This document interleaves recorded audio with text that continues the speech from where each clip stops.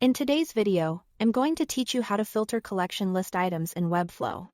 To get started, open your Webflow project and go to the page where you want your filtered content to appear. This process is useful when you want to display only specific CMS items on a page instead of showing everything in a collection. For example, you might want to show items from one category only or narrow down content based on a certain field. Once you are inside your project, begin by adding a collection list. To do that, click the Add Elements icon in the top left corner of the Webflow Designer. This opens the Elements panel where you can insert different types of content into your page layout from there. Scroll down until you reach the CMS section. Under CMS, find the collection list element, then drag it onto your canvas and place it where you want the CMS content to appear. This is the element that will pull in items from one of your collections. After adding it to the page, select the collection list on the canvas.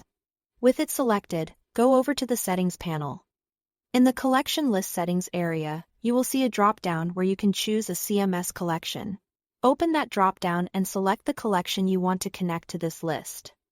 Once you do that, Webflow will link the list to your chosen CMS content.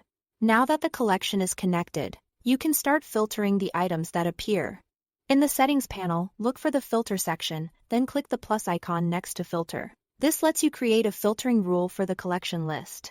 Next, choose the rule you want to use. For example, you can select a field like Category and set the condition to equals. This tells Webflow to only show items where that field matches the value you choose. After that, enter or select the filter value you want to use. Once you click it, the filter will be applied and you should see the filtered results reflected directly on the canvas. This is a simple but powerful way to control which CMS items are shown. And it helps keep your layouts more organized and relevant to the page you are building. That's all to it.